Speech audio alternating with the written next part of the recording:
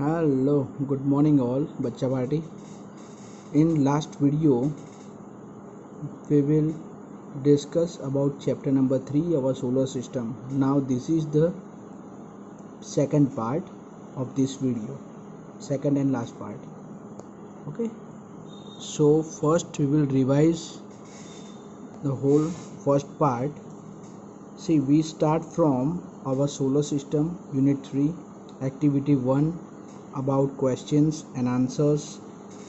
After that, activity 2, we will discuss about 8 different planets, like biggest one, our Earth, Mercury, Mars, all the planets.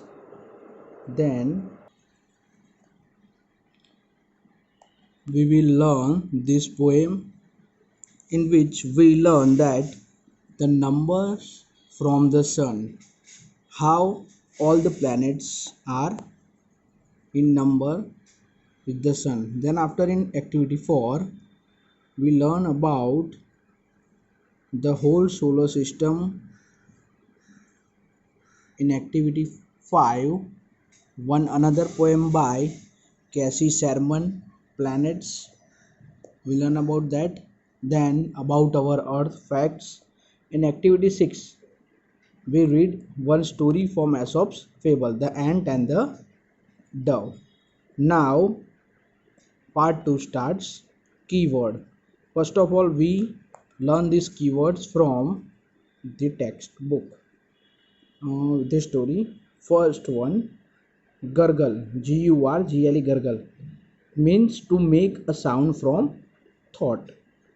Throat के अंदर से मतलब कि हमारे गले में हम कभी कभी आवाज़ करते हैं, गर्गलिंग करते हैं. आप लोगों ने देखा होगा कि सुबह सुबह लोग गर्गलिंग करते हैं, ब्रश करने के बाद करते हैं ना, या फिर किसी को कफ हो जाता है तो वो क्या करता है, गर्गलिंग करता है, ऐसे मुंह में पानी डाल के फिर वो मुंह ऊपर करके ऐसे, उसको बोलते हैं गर्गल करना.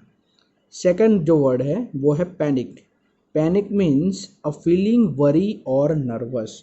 पैनिक मीन्स फीलिंग वरी और नर्वस, मतलब कि कोई अगर वरी हो जाए, उसको बहुत ही चिंता हो जाए, या फिर वो नर्वस, कोई नर्वस हो जाता है ना कभी सिचुएशन में, कि आपको कभी ऐसी सिचुएशन में आ गए कि आपको अच्छा नहीं लग रहा है, या फिर आपको कोई आंसर नहीं आ रहा है तो नर्वस हो जाते हैं बच्चे, या फिर चिंता हो जाती है, उनको कुछ आता नहीं है या उनसे कुछ हो जाता है, तो ये पैनिक उसका मतलब होता है.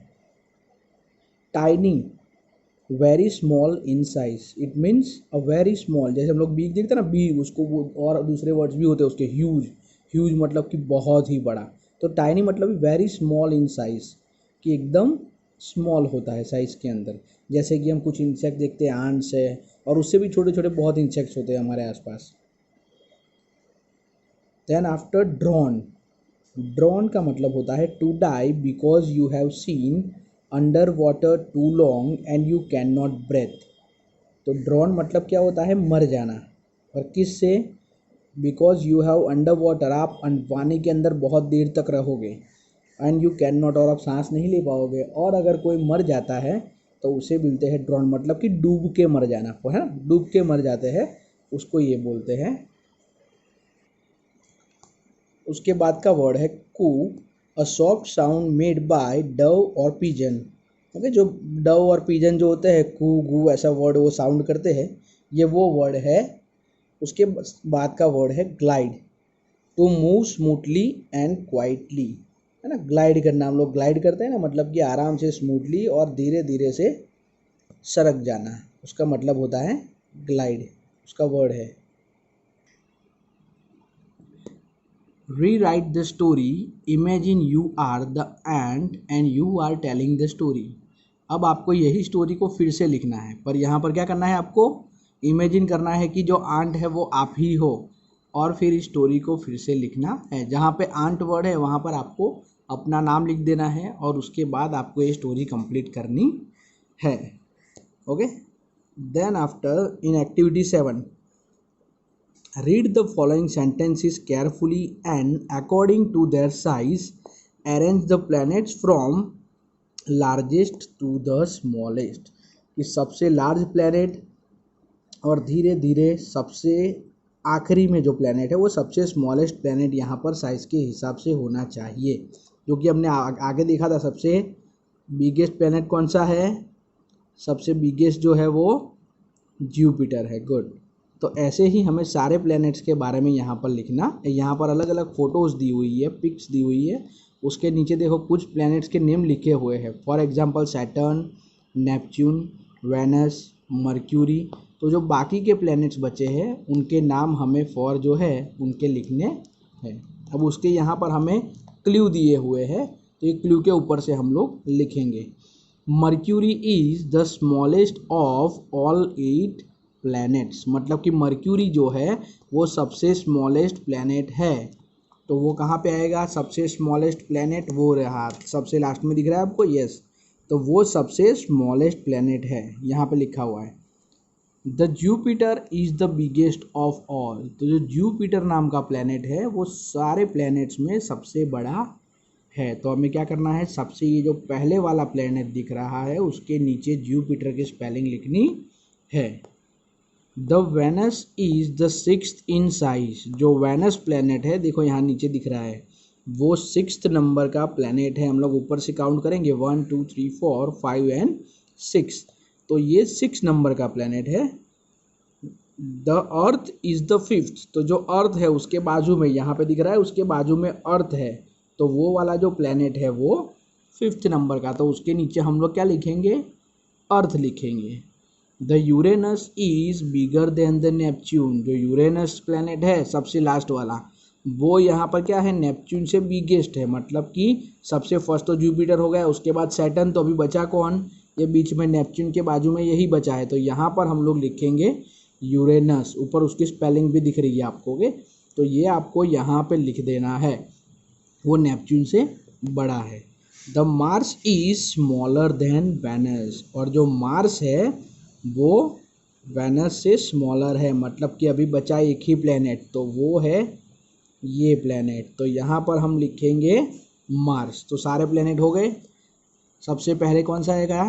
फर्स्ट में यहाँ पर Jupiter, Saturn, Uranus, Neptune, Earth, Venus, Mars and last में मर्क्यूरी। तो सारे प्लैनेट्स 8 के 8 हो गए। तो पूरे इतने में से ही आपको सारे आंसर मिल गए।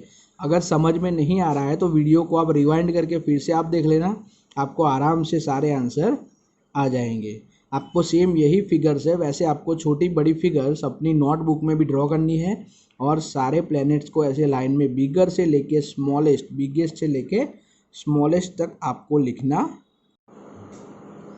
In activity 8, read and solve these riders. Okay, so this is the funny riders. You have to just read and you get the answers here under the questions. See, first, second, third, fourth, fifth, sixth, 7 and 8. Okay, it's a funny riders. For example, we will see a third one. Who is the most boring alligator. Most boring alligator मतलब most boring alligator कौन सा है? So here crocodull, CROCODULL। यहाँ पर क्या लिखा हुआ है? क्रोकोडल लिखा है, DULL। सो क्या होता है उसका? क्रोकोडाइल होता है वो स्पेलिंग्स, DIL है ना, क्रोकोडाइल। और यहाँ पर क्रोकोडल, सो DULL, डल मतलब कि जो बोरिंग होता है। तो यहाँ पर उन्होंने ऐसे ही बस फन के लिए आपको जो राइडर्स दिए हुए हैं। उसके बाद floppy years, blade grass, steering wheel की जगह वेल लिख दिया ना। तो ये सारे है, आपको देखना है और इसको सिर्फ आंसर आपको गैस करना है और उसके मीनिंग समझने हैं।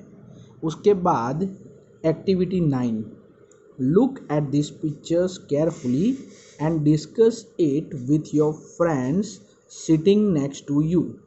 ये पिक्चर्स आपको देखना है, नीचे जो भी दिया हुआ है, और आपके बाजू में जो भी फ्रेंड्स हैं, मम्मी पापा आपको दिख रहे हैं। पिक्चर को ध्यान से आप देखिए क्या दिख रहा है आपको पिक्चर में, और आपको उनके साथ डिस्कस करना है। So it is said that when you watch a star falling from the sky the wish desired by you in fulfilled. ये कहा जाता है, हमने कहीं कहीं पर पिक्चरों में भी सुना होता है, जो मूवीज़ होती है उसके अंदर आता है कि अगर टूटता तारा है ना, कोई तारा टूट रहा है, तो वो अगर आपको दिख जाता है अचानक से, तो आप उसको देख के विश मांग सकते हो। या फिर ऐसी कुछ ना कुछ एक्टिविटीज़ होती है, है ना, कि जो आप ऐसा देखते हो तो आप विश मांग सकते हो और वो आपकी विश पूरी हो सकती है। तो इसके बारे में आपको अपने पेरेंट्स से, अपने फ्रेंड्स से, अपने टीचर्स से डिस्कस करना है, क्या सच में ऐसा होता है या फिर ये क्या होता है, ये क्या सच में स्टार फॉलिंग होते हैं, स्काई के ऊपर से गिरते हैं क्या जो है वो स्टार्स। तो उसके बारे में अच्छे से आप जान लो, सुन लो वो क्या कहते हैं, अपने दादा दादी से भी पूछो। ठीक है, अब हम आगे बढ़ते हैं। यहाँ पर उसके रिलेटेड कुछ क्वेश्चन आंसर्स है। First one, are you fond of watching the sky at night?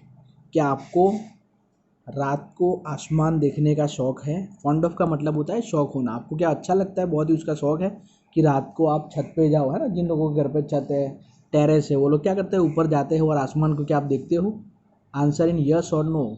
मैं लिखूँगा यस, क्योंकि मैं तो जाता हूँ, मुझे बहुत ही अच्छा लगता है स्काई को रात को देखने का।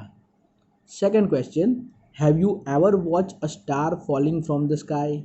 क्या आपने कभी देखा है स्काई के ऊपर से स्टार को गिरते हुए? है ना, कभी कभी हम देखते हैं और बोलते हैं कि आज देखो ये स्टार गिर रहा है। तो आपने देखा हो तो आपको यहाँ यस लिखना है और नहीं देखा हो तो सामने नो लिखना है। Third question, what would you wish when you see a falling star? आप क्या विश करोगे अगर आपने देखा, जो फॉलिंग स्टार आपने देखा है, आपने ऊपर अगर यस लिखा है तो आप क्या विश करोगे?